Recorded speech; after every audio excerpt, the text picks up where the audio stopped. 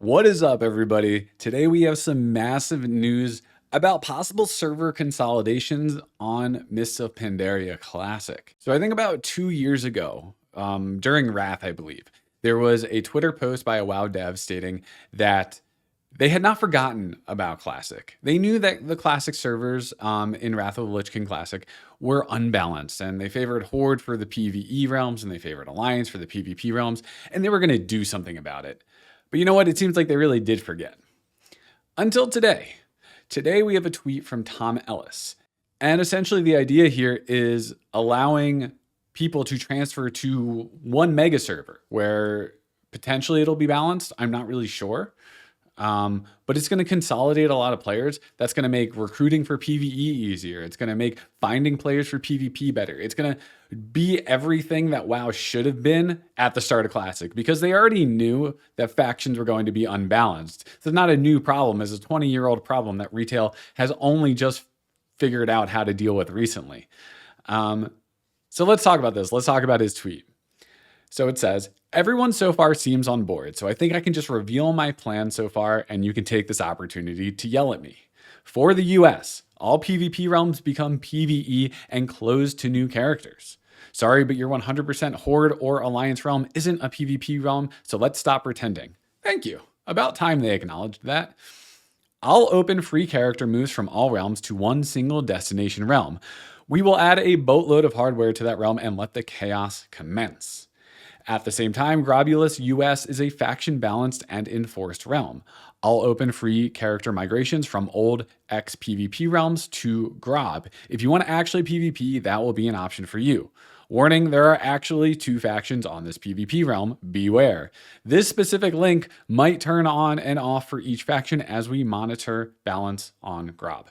So what are they saying here? If you're a PvEer, you're going to be able to have a free character move from all realms to a single realm. And that will probably be the PvE realm. If you want to PvP and you want to go explore that open world PvP that doesn't really exist anywhere outside of Grobulus, you can go to Grobulus and you can be on a faction balanced and enforced server. I think this is a really smart way to handle it for the US, because we already have one realm that does actually have faction balance, which is kind of crazy. But this allows people such as myself who play Alliance to actually move to a new realm and go Horde. Now, we still will have to pay for the faction transfer, but at least we don't have to pay for a server transfer to Fairlena, for example, and then a faction transfer after that, which has been the biggest reason why my guild has never gone Horde in the first place. Anyway, for the EU, all realms go PvE. There isn't a single PvP realm in EU that isn't 100% one faction. We open transfers to one single mega realm destination. EU does still have a few healthy French, German, and Russian realms. We'll have those merge into one each. We could merge these into a single realm as we did in Sod/Anniversary, but we will likely wait and see on this one for a community reaction. So essentially, of course, EU has more languages than US. So they're going to merge into a single mega realm for everybody who wants to be on that mega realm. But then they're also going to have a French, German, and Russian specific realms. I think that's really smart, and that's a good way to do it. And especially because they don't have a Grobulus, they don't have a faction balanced server, they're not going to try to enforce that anywhere, which is unfortunate, but I'm not sure how well World PvP even exists. Like once they added flying, did World PvP ever really become meaningful? I'm not sure that it did. So I think that this is awesome. We don't know a timeline for this. Hopefully it's going to be soon. But if I have to think about a timeline and what this means for WoW Classic, I have to think that this is not a small effort, right? This isn't something that they're just going to do overnight and we're going to have tomorrow. It would probably be at a minimum a month or two, probably longer than that.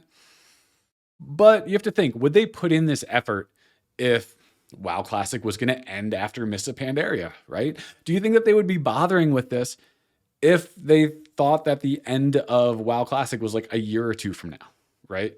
I have to imagine that there is a longer future to this, potentially Warlords of Draenor, potentially Legion, that comes with WoW Classic if they're putting in this much effort to try to balance the servers. Because I feel like they would not care as much if they saw the end was near.